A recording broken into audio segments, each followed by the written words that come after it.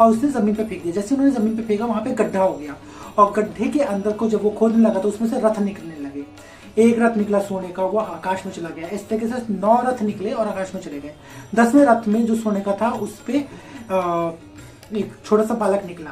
तब जो वो ब्राह्मण था वो अज के पास गया। उन्होंने कहा कि आपने जो टका दिया था उससे ये हुआ और ये जो बालक है और साथ ही साथ में ये जो रथ है ये अब आप ही का है।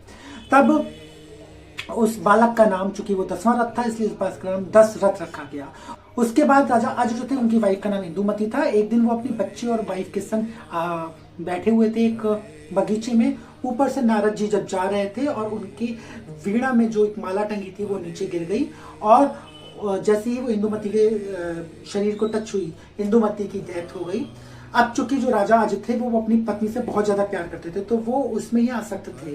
अंततः उन्होंने उसमें से निकलने की खूब कोशिश करी, उनसे उबरने की, उनकी मृत्यु से, लेकिन वो उबर नहीं पाए और उसके बाद उन्होंने भी प्राण त्याग दिए। उस समय जो राजा दशरथ थे वो उस समय राजा नहीं थे, वो राजकुमार थे। वो सिर्फ 8 वर्ष के थे तो उन्हें राजपाट मिला और बाकी जो वशिष्ठ जी थे और सुमंत्र जो उनके वो थे मंत्री, उन्होंने उनके हेल्प करी और बाद में फिर वो राजा दशरथ के रूप में निकले और वही बने भगवान श्री राम के पिता।